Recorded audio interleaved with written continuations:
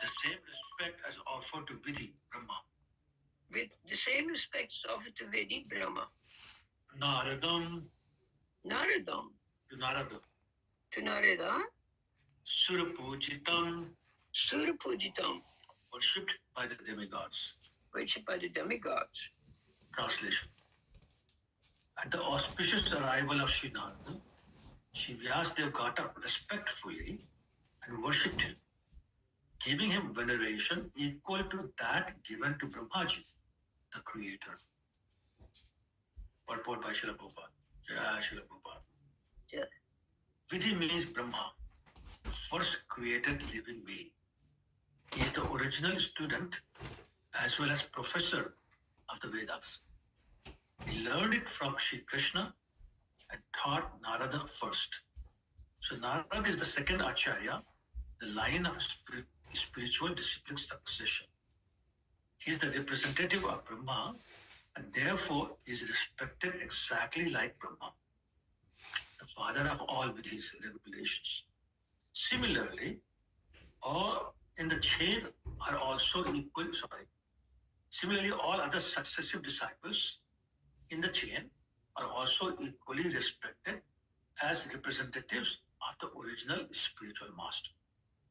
Thus end the Bhaktivedanta purports of the first canto, fourth chapter of the Srimad Bhagwatam, entitled The Appearance of Sri Narada. So I'll do the translation one more time. Please repeat after me. At the auspicious arrival of Sri Narada, Sri Narada, Sri Vyasadeva got up Sri Vyasadeva got up respectfully and worshipped him, giving him veneration equal to that given to Brahmaji, the creator.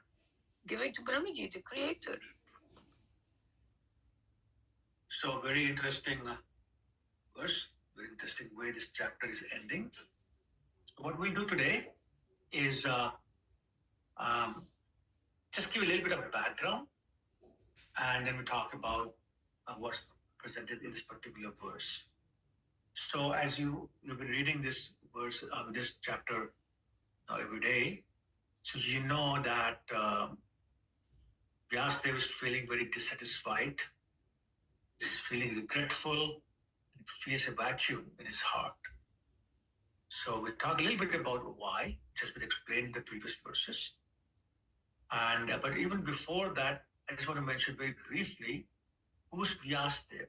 So we get the gravity of what's happening. So Vyasadeva is actually not the name of a person. It's not a name at all, actually. It's a title. The title reserved for people who expand the knowledge of the Vedas. So actually, I divide them into different parts. So those of you who have done a little bit of geometry in your school, they know that the diameter is what divides a circle in two equal parts.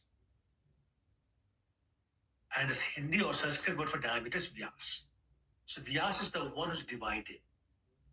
Now, having said that its title, should also mention that there is a new Vyas in every Dwapar. This Dwapar, the one that just finished where Lord Krishna appeared, the real name of Vyasadeva is actually Krishna Dvaipayan Vyas. Now, Krishna Dvaipayan Vyas had already completed one Veda, which he then divided into 4 Vedas after realizing that no one could digest this one Veda all in one. So divided into 4, so it will be a little bit easier. Then understanding that even that is very hard, he supplemented the 4 Vedas with 108 Upanishads. And then to further explain these 4 Vedas with 108 Upanishads, he also wrote 17 Puranas. Each in 6, out of the 80th letter, 6 in each of the modes of material nature, goodness, passion, and ignorance. And then he summarized it in Vedanta Sutra, which is the conclusion of the Vedas. And then it wasn't enough, so he understood that those men who belong to the Vaishya community, the merchant class, the business class, and Shudra community, as well as women, they will not have access to these scriptures. So he wrote Mahabharat. And even after that, he still felt a deep sense of dissatisfaction. So therefore, he reflected within himself, trying to find a cause of this turmoil at heart that he was feeling. Now, the reason I mentioned who Vedvyas is to point out that he's actually empowered divinity. He is literally incarnation of the Lord Krishna. The compiler of all scriptures, as I said, is fully knowledgeable and fully realized. So when he has this problem, he's feeling this regret, this vacuum, this dissatisfaction, he did what wise people, knowledgeable people do. And that is introspection. So he did deep introspection to search within his heart. Why? The reason is that deep soul searching exercises are necessary for us to know whether we're getting nourished and making progress, or whether we are just mechanically doing the normal rituals every day. Aarti now, Bhoga now, and Japa now, and we're done. Every day the same thing mechanically. So how do we know that we're making progress? It's a very wonderful verse, Srimad Bhagwatam, 11th canto, chapter 2 actually, text 42. It says, Srila Prabhupada used to quote this very frequently. Basically goes something like this. Bhakti Parishan Bhavo Viraktin Anyat Chastrika Ek Kala. Prapadyamana Saya Yathashnata Shus Tushti Pushti Shud Apayo Anughasa. Which means the bhakti is devotion. Parishana Bhava means the direct experience of the Supreme Lord. And Virakti, the detachment from other things, material things. These three things occur simultaneously for one who has taken the shelter of Lord Krishna. How? In the same way that pleasure, pushti, nourishment, pushti, shuddha apayo, relief from hunger, they come simultaneously and increasingly, anughasa, each bite for a person who's engaged in the process of eating. So we know from personal experience, as we eat, the pleasure comes, the nourishment comes, and the hunger starts to disappear. Similarly, when we take the shelter of Lord Krishna, the devotional service, or the devotion, I should say, the direct experience, direct experience with the Lord, and detachment from material things happens simultaneously, automatically. So understanding this, obviously, he wrote it, he understands this. Vasudev saying, but why am I not feeling satisfaction? Is it because I've not achieved my purpose? So he started this process of introspection. That process of introspection identified for him the root cause of why he's feeling what he's feeling. And then he was able to articulate, and this is one of the previous verses in this chapter, that he actually did not specifically point out the devotional service of the Lord. That devotional service is very dear both to the pure devotees of the Lord and to the Lord.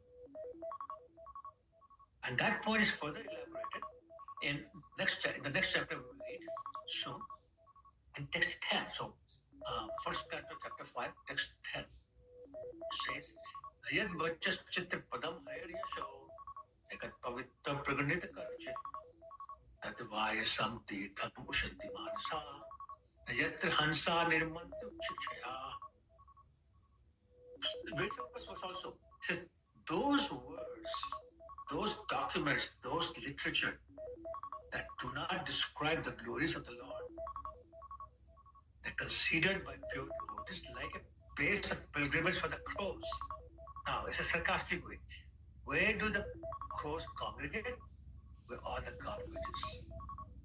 So those words which do not describe, those documents, those literatures that do not describe the glories of the Lord are like a piece of garbage. And then it says, so the pure devotees are inhabitants of the transcendental abode.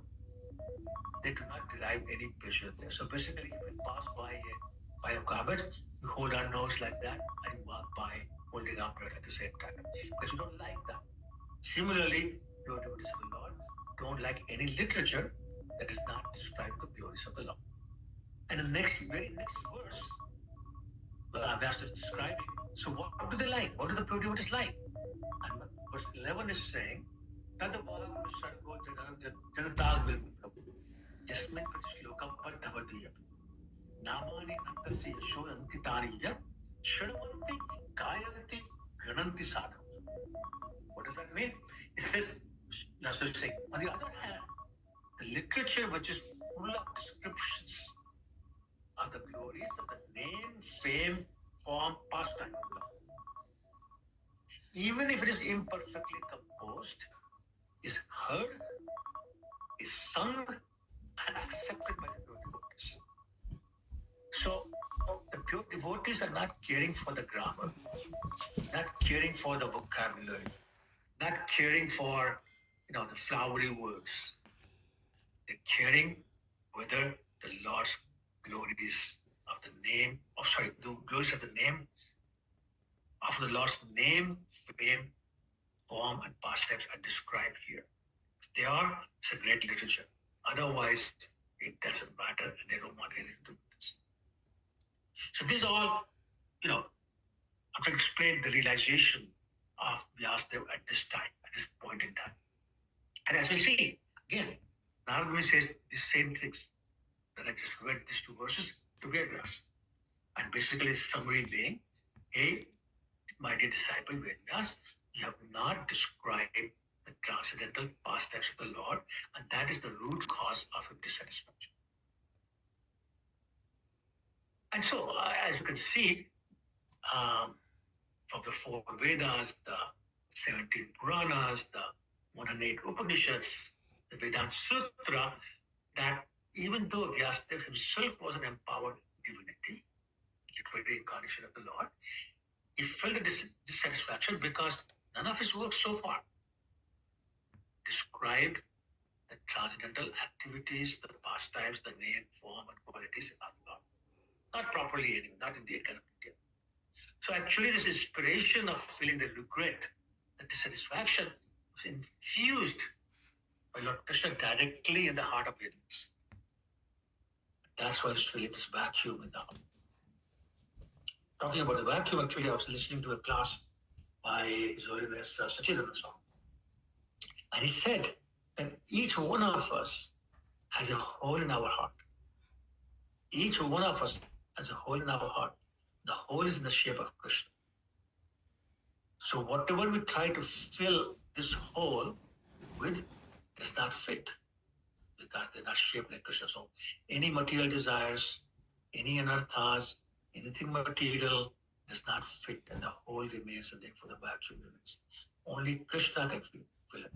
And as we know, devotional service is non-different. Krishna, the devotional service is able to fill this particular Krishna-shaped hole in our life.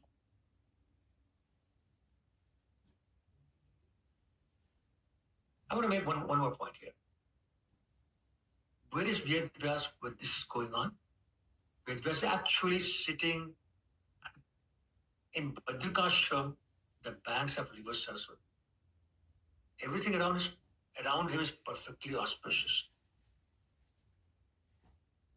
But he is not feeling successful in the service of the Lord.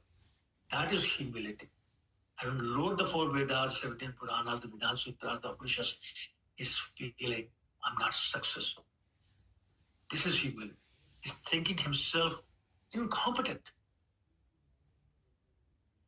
Because his mission as the Satyavish avatar of Krishna was to delineate the philosophy, that will allow people to understand the goal of life, and he says, I'm not done. Now, something like this could be a real problem for anyone. However, there's one quality of Vyasadeva that I want to discuss with you. And that quality is that Vyasadeva was extremely receptive to the answer by which he could serve the Supreme Personality of God. So receptiveness is what I'm talking. And that will happen only when one is frustrated in one's material and spiritual. Then and only then one can properly be in the submissive mood to accept the instructions of the Guru. So therefore, we have to be anxious for the solution of our problem and open to instruction and guidance. Open to instruction and guidance means we are willing to act upon the instruction and the guidance. I remember a quote from Srila Prabhupada. He said that unless acted upon, any instruction, any guidance, any words from the Guru are simply waste. So being open to instruction and guidance doesn't just mean, okay, I'm listening, I disagree. No, you have to act upon it. Then only they have some meaning. So Vyasadeva was willing to act upon the instruction he received. He was perfectly willing to hear his Guru, perfectly willing to act upon his instructions. And that is really what Bhagavad Gita 4:34, chapter 4, text 34 is talking about. Tad vidhi paripatena pariprishna sevya. Upadekshati te jnanam jnanas tattvadarshana. A real disciple is very willing to submissively hear and submissively ask questions. And when that happens, the Guru is enthused to give the instructions. The Guru is enthused to give the guidance. The Guru is enthused to give the messages of the scriptures. And therefore, both sides have a beneficial and useful interaction. So, we must feel insufficient without the mercy of his spiritual master. We must be open to the instructions and guidance, and we must be anxious to find a solution.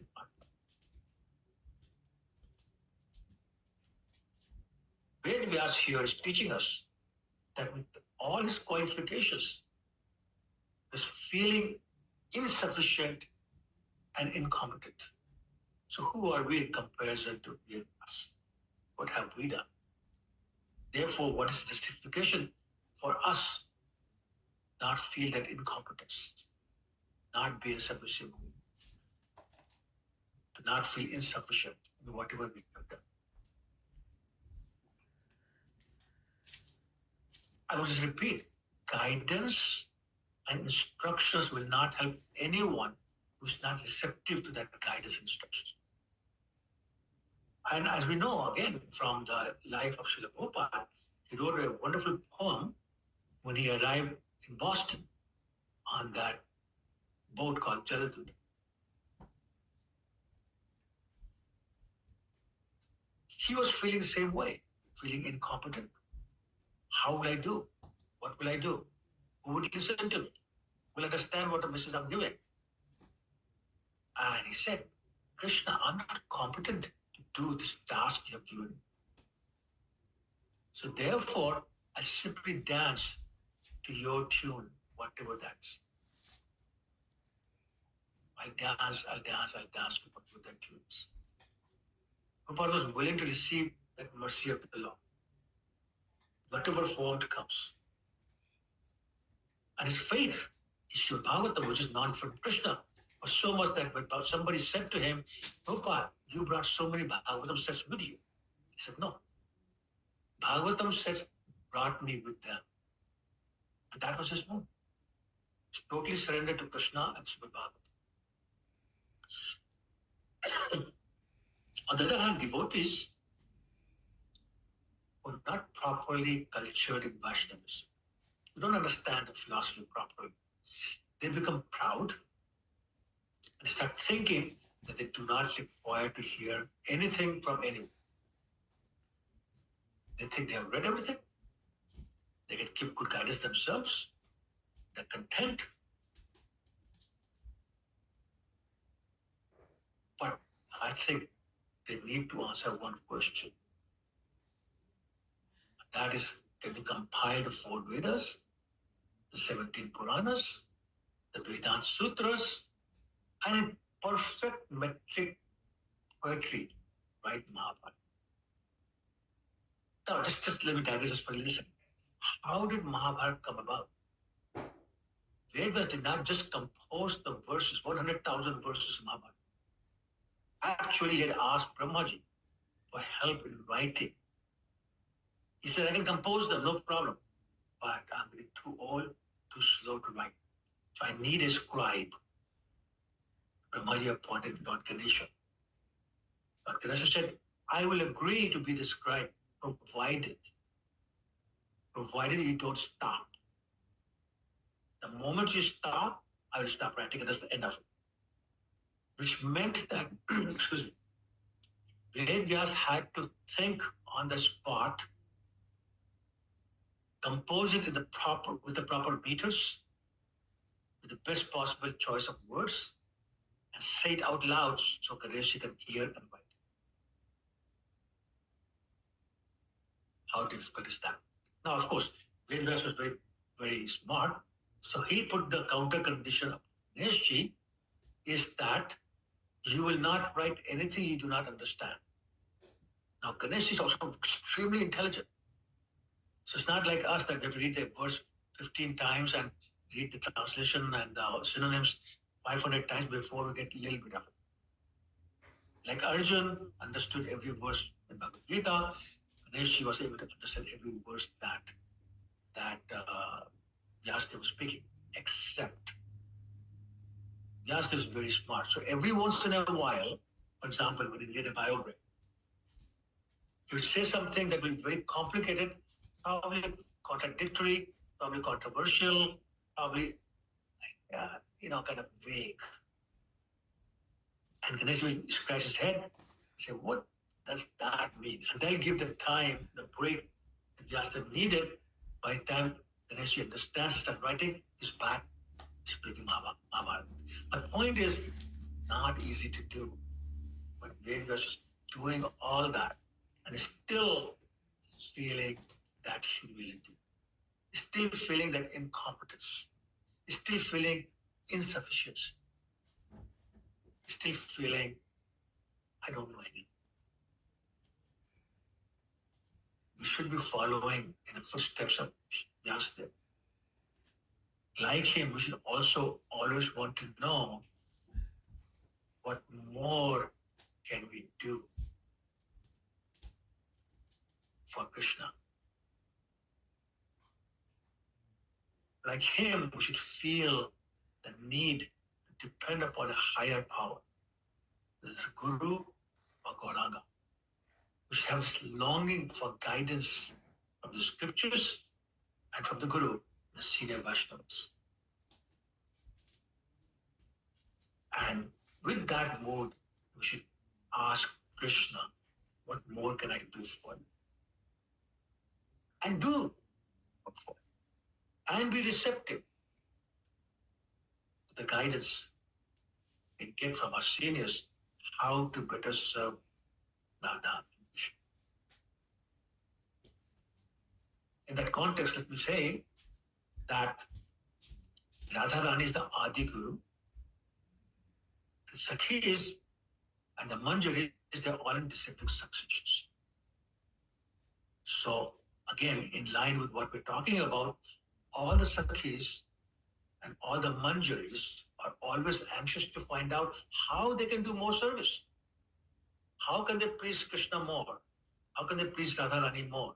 What instructions are awaiting them? Always keen on getting them. Similarly, we should also be always aspiring for the mercy of our seniors, our spiritual masters, to guide us, to direct us, and to bless us. Guide us and direct us in what we should do, and bless us to be empowered to do that. So Vyasadeva is presenting the perfect consciousness in which to deceive them. And remember, it's all about consciousness. I was listening to a class the other day. There was a discussion about how the name ISKCON came about. Srila Prabhupada was deciding to incorporate ISKCON. He chose the word ISKCON, International Society for Krishna Consciousness. And somebody said, Swamiji, Krishna is too specific. Not everybody is Krishna Bhakta. So why does he make it International Society for God Consciousness? I think there will be more people attracted. And he said, no, it's about Krishna. Krishna is the supreme God. Krishna is the supreme personality of Godhead. All other gods are under him. So Krishna is everybody else, therefore, is Krishna consciousness. Second point he made. Second point he didn't make, but we observe. If you look at what we do in ISKCON, we chant, we cook, we honor Prasadam, we do Aarti, we do book distribution, we do Nam Sankirtan, all those kind of things. None of those names come in the name of the organization ISKCON. Why? Because it's not International Society for Krishna's activities. It's not even International Society for Krishna's devotion services. Why? Because it's about consciousness. What is our consciousness like? Because same activities of cooking, of cleaning, of chanting, of dancing, it can all be for our own entertainment, for our own show. We dance so people can admire our dance. We sing so people can admire our singing. We give classes so people can say, oh, what a great class, so and so. Wrong consciousness. That's material consciousness. Prabhupada is teaching us, no, it's about making our consciousness. Krishna consciousness means being aware of Krishna all the time, under all circumstances, everywhere.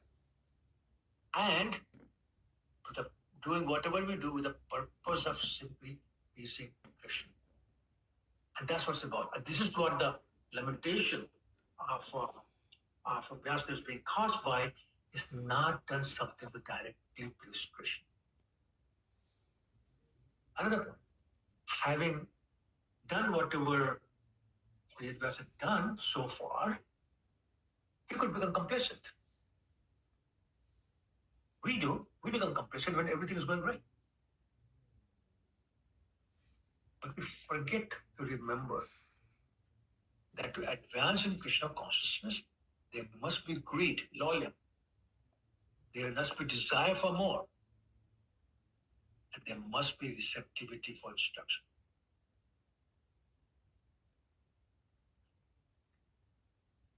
We must be receptive for instruction, which means we must ask questions. The whole Bhagwatam is about question answer. Our Gita is about question answer. Most scriptures, question answers. Why? The devotee has a desire to know more. This devotee has the desire to get the instructions. Devotee has the desire to act on those instructions. And we are showing this by example. And this is why it's important. We regularly read Srimad Bhagavatam. We must feel the discontent that we're not doing enough. We must have that hankering for more service. We must have that hankering to please Krishna in a better way. This competition in the spiritual world. But the competition is to see how I can please Krishna more, not how I can pull somebody else down so they please Krishna less. Okay? One other point I want to make. Narad Muni appeared only when Vyasadeva was in real distress. Like all this time had gone by, Narad Muni didn't show up. But he appeared when he was feeling real distress. We have many other examples like that.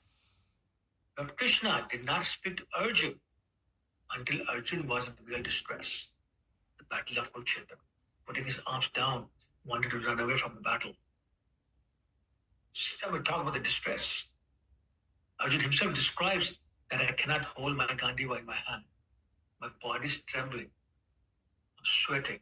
That's distress by a warrior like Arjun. So Krishna did not speak until that. Shukadeva Goswami, he didn't say anything until Maharaj Parikshit was in distress after the curse that's going to die in 7 days.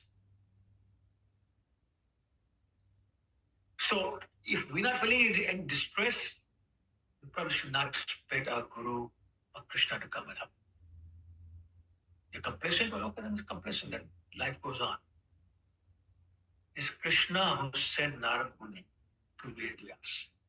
He felt the distress in the heart of Vedyas. He said, okay, time to help.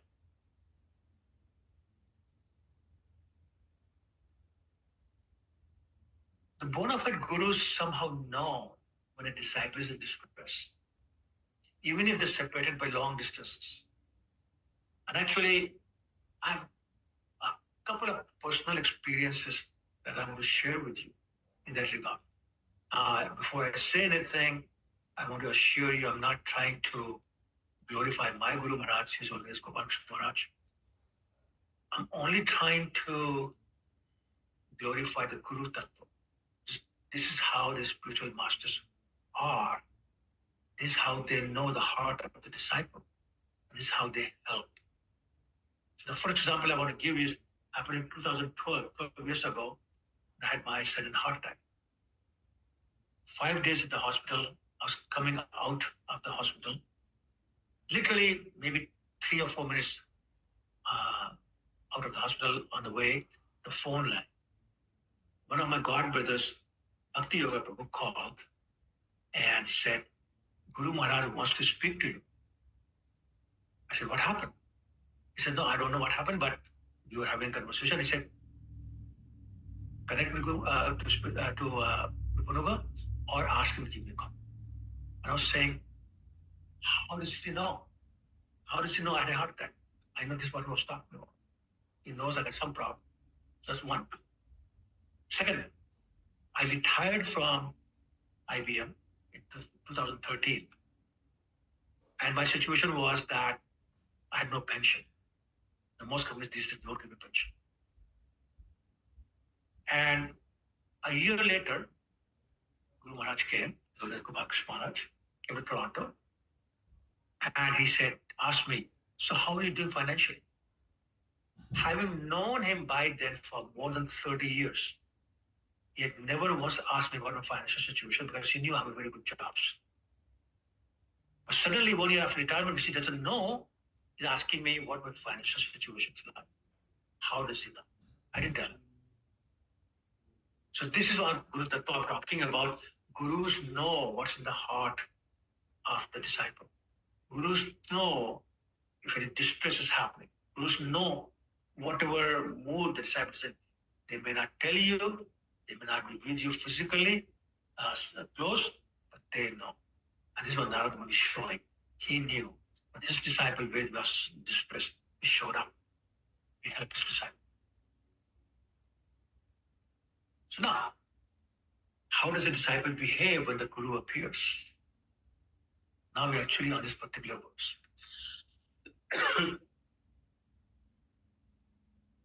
Even though Vyasadeva himself was an incarnation of Krishna, literally incarnation, a very learned scholar, as soon as he saw Narada Muni, he stood up.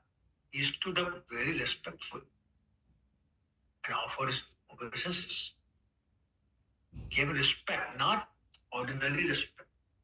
Respect equal to Brahma, this verse is saying. Vidhivat. Vidhivat means equal to Brahma.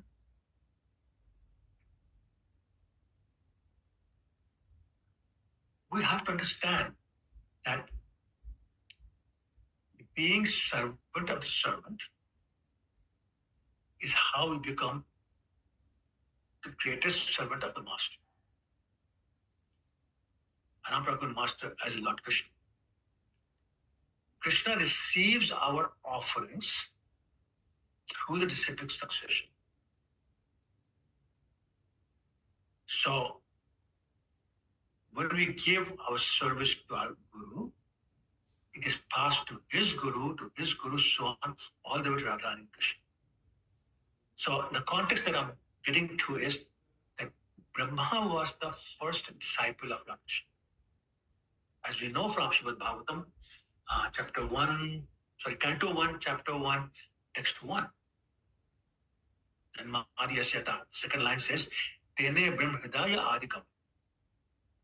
Krishna played that flute, whose vibrations entered the heart of Brahma, and he got all the Vedas. So he's the first disciple. And Brahma, the first disciple, spoke to Narada, the second disciple. So Brahma is the first Acharya, Narada is the second Acharya. And that's how the disciplic succession flows. So here, Vyasadeva is respecting Narada Muni exactly as if he was his guru, Lord Brahma.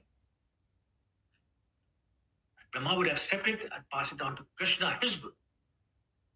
And this is what it means when it says Sakshat Haripurana Samashastra. The connection is there. The direct connection is there. So we respect our guru like his guru, respects his guru like that, all the way to Krishna. Therefore, Sakshat. The guru is a representative of Krishna, but the connection is direct. Let me reiterate this point.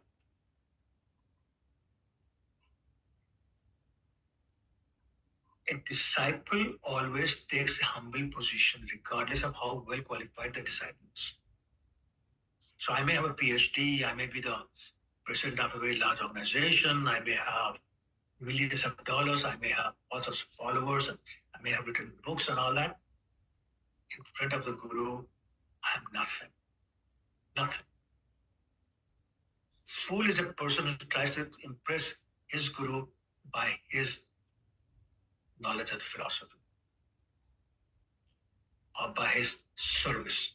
That's a big fool. Vedvas is not. She's taking a very humble position despite having written all these books. Despite being the incarnation of Krishna. He realizes that Brahma is the father of all vidhis, the regulations. Brahma is an embodiment of all transcendental knowledge having received directly from Krishna. So therefore, Vedvas is offering respect and submission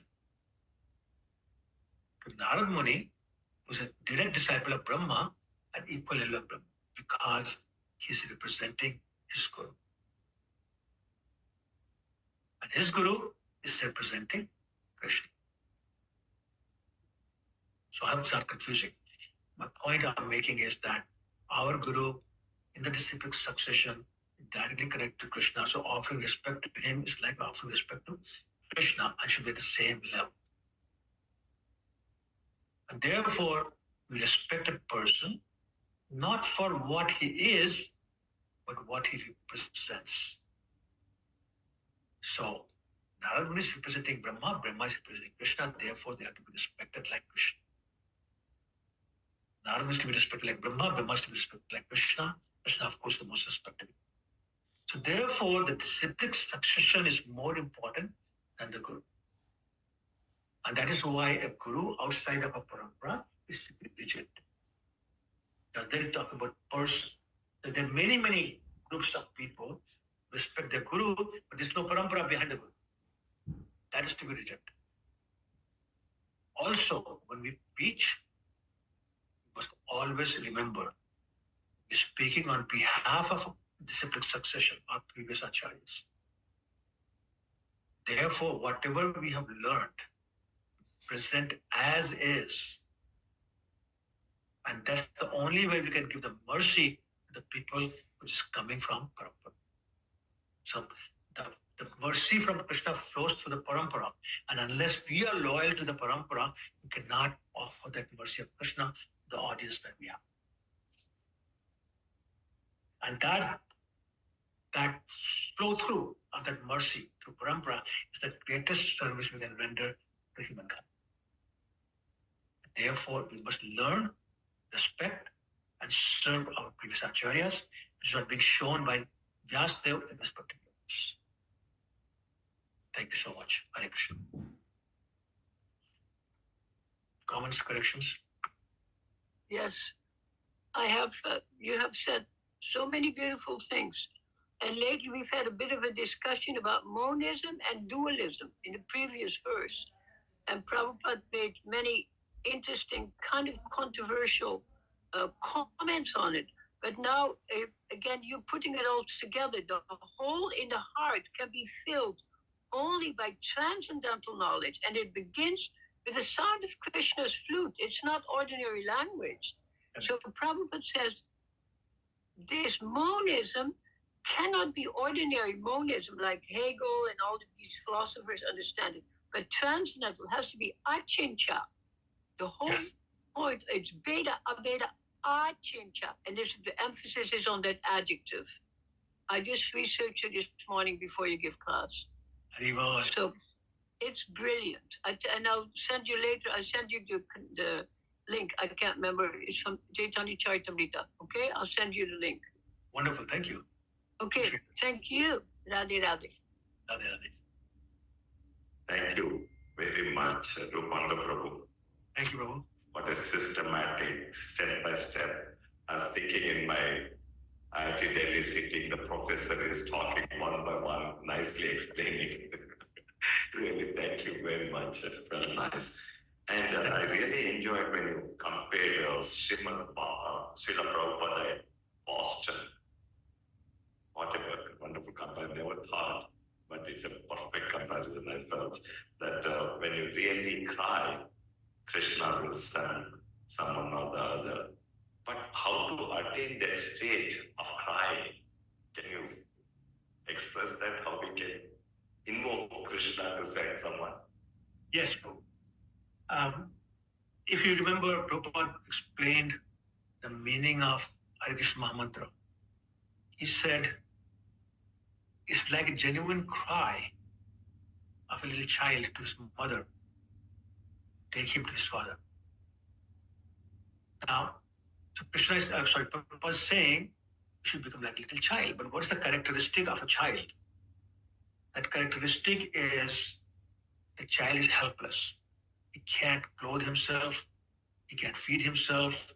He can protect himself. He cannot do anything himself. And everything he does is dependent upon somebody.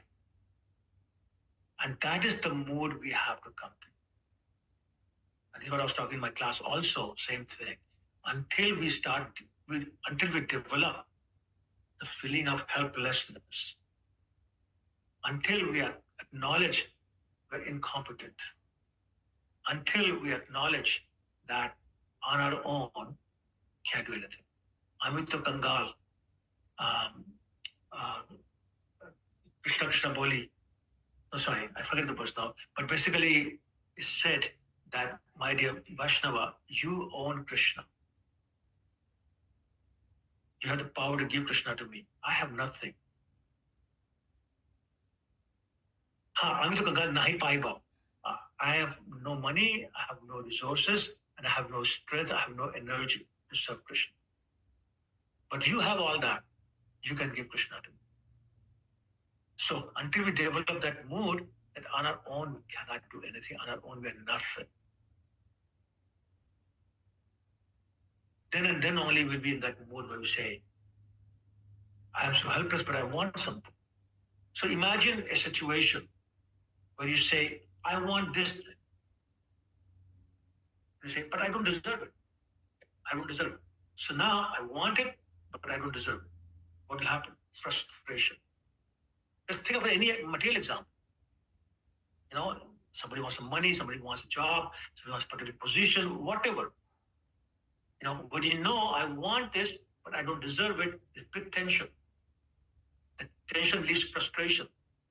The frustration is what we're talking about if it's for devotional service. I want Krishna, I don't deserve Krishna. I want to serve Krishna, I have no qualification to serve Krishna. So only when that tension develops, we cry. And that's what we're talking about.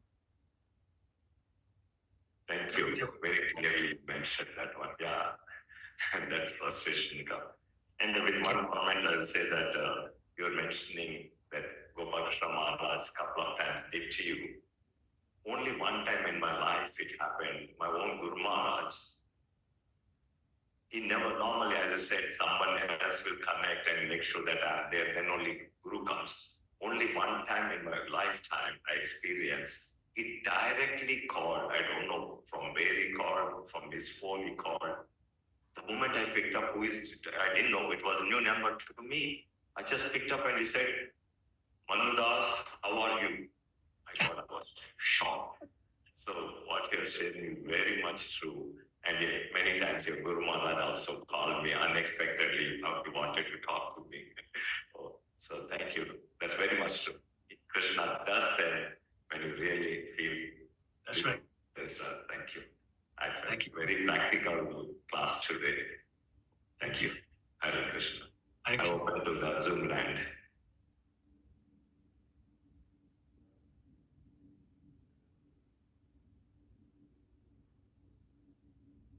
I think I put everybody to sleep today. Interesting. No. Someone on the other. Prabhu, I'm here, but in the office. Thank you so much for a nice class. Very detailed. Thank you. Sorry, who was that? Usha. Oh, Usha, sorry. Oh, okay, hi, Usha. Good night. Okay. Oh, there she is. Hare Krishna. She's working from office. Yeah, that's fine. That's fine. That's right. Okay. We can end the class here then. Yes. Thank you, bro. Thank you very much. Krishna Kapasam Divyacha. Itanam Pam Yoga I know, but there's family, there's family from like Madison, Wisconsin.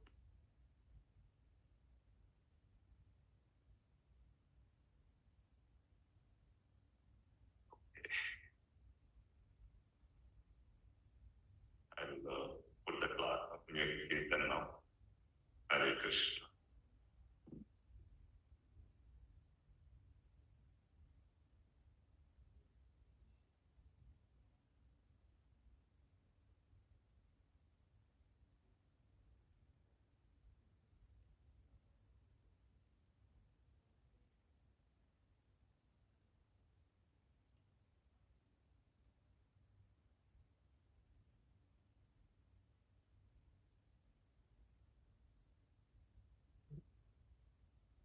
Oh.